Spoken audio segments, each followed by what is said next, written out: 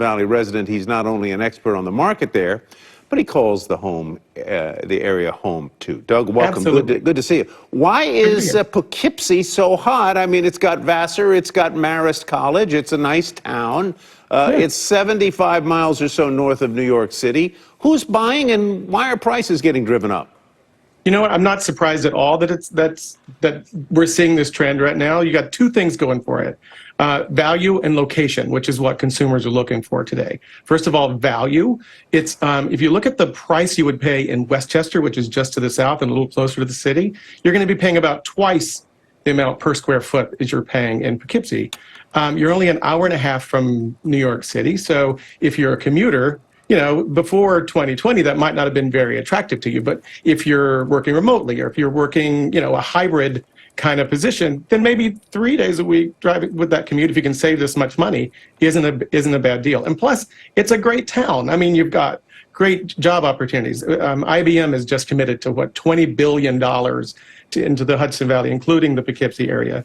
Great cost of living. It's a beautiful area. You've got the walkway over the Hudson is one of the highest pedestrian walkways in the country. You've got cultural diversity. You've got great education, as you mentioned, Marist and Vassar. You've got a great education system because of that. You've got great healthcare. It's got everything going for it at this price. I've done that bridge, Doug. It's cool. It's gorgeous, right? There. It's cool, and you know, and you go across, and you're going over the train tracks, and it's a little, you know, it's a little unnerving, but kind of fun. I don't mean to skip ahead to the big reveal here, but I would love to know what $1 million gets you in Poughkeepsie. I mean, it's still very close to one of the most expensive, you know, real estate parts of the country. Could you give us I mean, what are we talking about? 4-bed, 3-bath, or hopefully a little bit more than that? Yeah, there was one. I think we have an example of one that sold for about there it is, for $749, 4 beds, 3 baths. This is a great example of what's happening in the Hudson Valley, by the way, and for the Poughkeepsie area. You know, when interest rates are high and inflation's going up, people still need to buy. People still need a home, but they want to make sure that they're going to be risk averse, right? Because you have to have a place to live, but you want to understand what the costs are. So in this case, you get new development, so everything is done, everything is finished, everything is you just move your things in, put the key in the door and your toothbrush there, and you're ready to move in. Now, new development isn't the only place it can happen. If you're a seller in this area, that just means you need to understand that when you put this house on the market, get it ready for the market so consumers can understand what they're buying and understand that there are going to be no hidden costs there. So I think this is a great example. Let me ask you about this property, or for instance, a row house in Poughkeepsie sold for $1.6 million over the summer. So for sales in this range, an 8% mortgage is what kind of monthly payment, and how many people are taking out those kind of mortgages? How many are using cash or other alternatives? What are those alternatives? Well, I think we're seeing 51% are still financing. You know, at 8% for this, your monthly payments, what's that going to be? It's going to be at least $6,000 or so for that. So that's not cheap for this house. But to think about the fact that if you built this same home in Westchester, we love Westchester, don't get me wrong, but you're going to be paying twice that per square foot, and you're going to have higher taxes. So for someone who wants this home and wants to be able to have a certain lifestyle, or wants to be able to get to New York City or to Albany or to enjoy the Hudson Valley, this is a way to enjoy that at a lower price as you would get someplace else. Beautiful part of the country.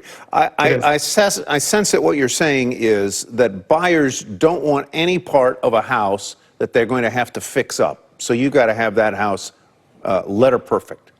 I just think, yeah, that's true. People want to know, look, not that there aren't people that they're looking for fixer-uppers that want a project, but I think if you're concerned about what's just happened to your lifestyle in the past, let's call it 12 months, then you're going to want a place that you understand what you're getting yourself into. So I think done, finished, and no deferred maintenance is what people are going to be looking for in homes. Why is it that across the country, there's the business of staging homes, people are so fanatic about having the occupants, the current owners, clear out all their stuff? I mean, it's a disincentive to me to put my house on the market.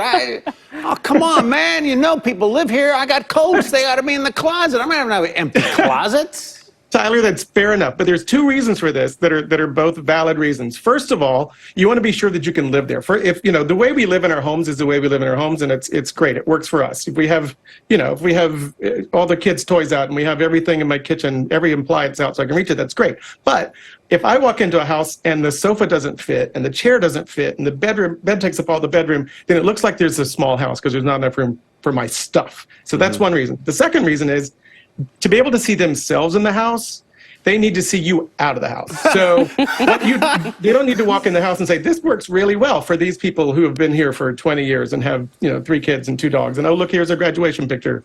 So that works for them, but I need to see myself there. So if I could create a more of a blank slate, and I can see a lifestyle, so I can see that there's the right coffee maker in the kitchen, but barely anything else, and I can see that the furniture fits and the closets are edited out so that there's not overstuffed. It just means that I can see myself there. Otherwise, I'm in somebody else's house and I'm a little uncomfortable. And the ideal version of yourself. You want to think you're the person who has the edited closet and only the coffee maker on the kitchen shelves. Oh my! Exactly. So put some Hermes boxes up in the closet or whatever. My wife and I were talking about this actually last week, and I was saying, why do you have to kick out all your stuff? I'm just not going to sell. But anyhow, thanks so much, Doug. We appreciate your time. Great. Thank you. Thank you both.